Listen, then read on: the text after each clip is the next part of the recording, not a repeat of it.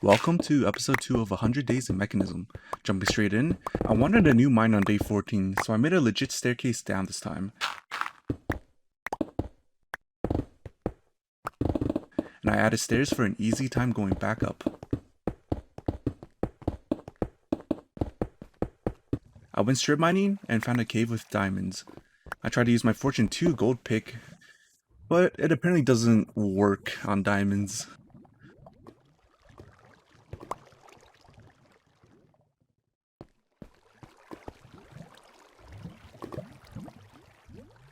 I was very sad, but at least I got a decent amount of diamonds.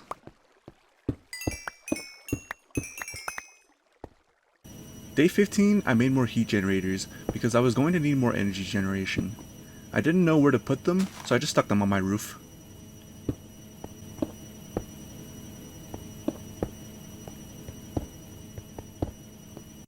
Day 16, I got more lava, and on the way back was greeted by illagers. Bastards finally found me.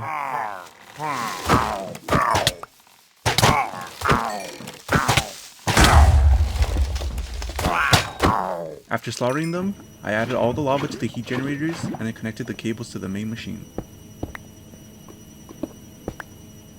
More diamonds when I went to go strip mining.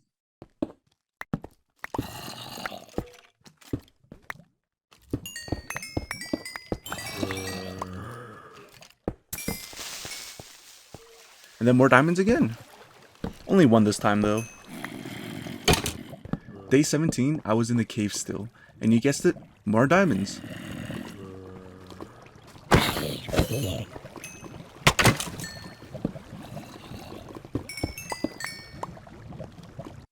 I finally decided to leave the caves, but couldn't find my way out. Digging up it is.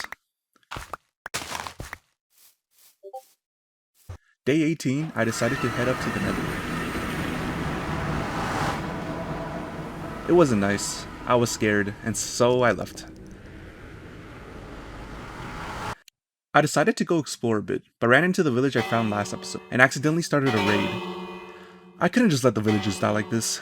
It was kind of my fault, so I decided it was time to hold my ground. These guys were tough, and I only had iron armor. I almost died many times. They came with ravagers too, but bringing them into the water and hitting them from below seemed to do the trick. I couldn't take almost dying a million times anymore, so I went home and crafted myself a set of obsidian armor. Instead of going back, I decided to build myself a digiminer. About time I stopped mining for myself, since that's for peasants.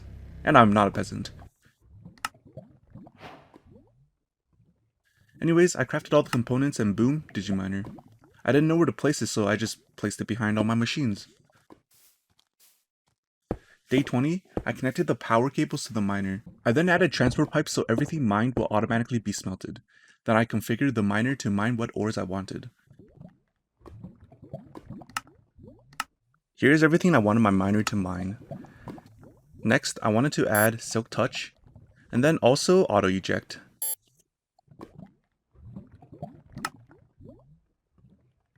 I was using too much energy, so I made energy upgrades to reduce my energy consumption with the miner.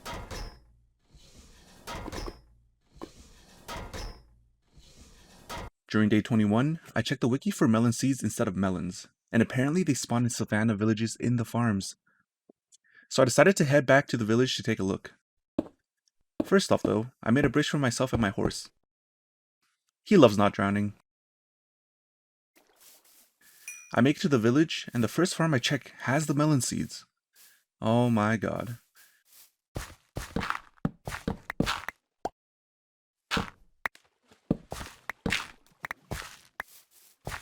I get home and plant them ASAP to get more seeds. Rest of day 21 was spent waiting for melons to grow.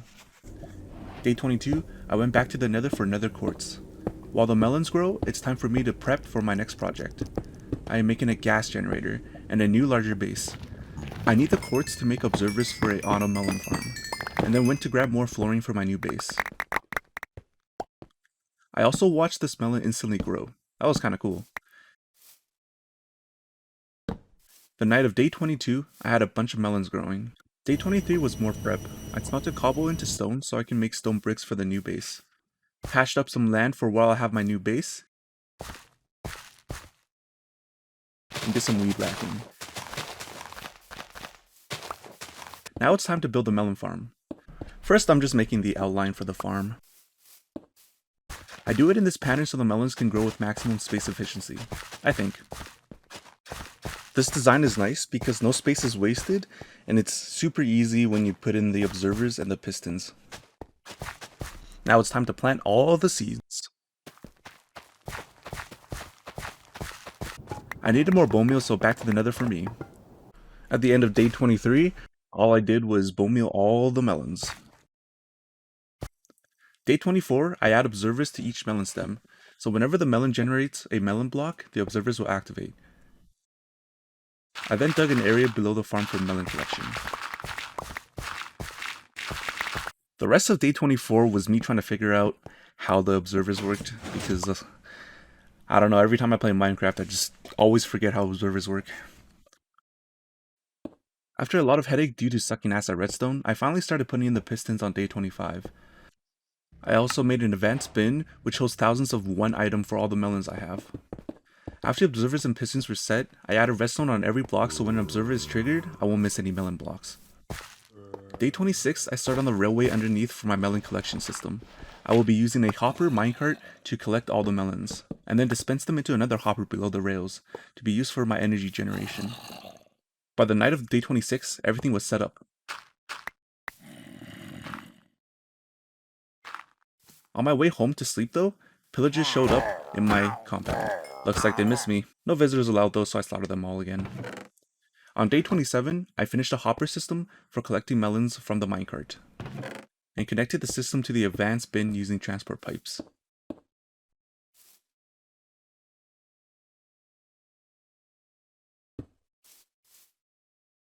All I needed to do was use the configurator to have the pipe on pull. That'll pull all the melons into the new bin that I have upstairs.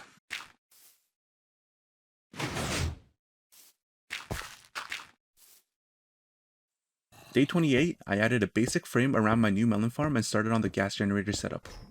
First, I need an electrolytic separator, then a pressurized reaction chamber or PRC. I then need a crusher for melons, an elite bin for waste, an electric pump for water, and finally the gas burning generator. The items took a while to build, so on day 29 I started on the actual generator setup. I started with a block of water from my electric pump, as many of the machines need water. I then added the PRC in the middle, the separator in between the PRC and pump, and the crusher on the left side of the PRC. I also need a little bit of energy to kickstart the system, so I added a small heat generator. This is a very low power generator, but it'll do the job. I don't know where my footage went for the next few steps, so I froze a few clips to show you what happened. Here I added a transport pipe between melons and the crusher so melons get transported to the crusher. I also added the gas burning generator to the back of the system. I then added a pressurized tube between the PRC and generator. Day 30 I started tinkering with the machines. This part took a while, but after fidgeting with the configs for a while, I got things to work. I basically need gases to transfer between each machine. Here I'm allowing hydrogen into the PRC. Here I am allowing the ethylene to be transported to the gas generator. And with that, everything is done and working. The system is self-sufficient and also gives a lot of energy. I finally add the waste disposal system. Since I only need the byproduct ethylene, I don't have any use for the substrate yet. I just need to set the right config for the PRC and have auto eject on, and all the substrate will automatically be transported to the bin. Here's a picture of the cables. All self-sufficient now.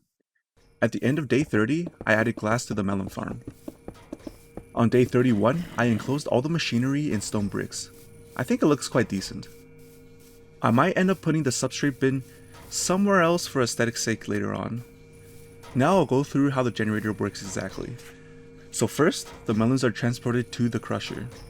The crusher makes biofuel with the melon, using hydrogen and water. The result is substrate and ethylene. The substrate we do not need, so it goes to the bin. The electrolytic separator turns water into oxygen and hydrogen. Makes sense. The oxygen is let go as it's not needed, and the hydrogen is transported into the PRC. The ethylene that is made is what we actually need all the machines for.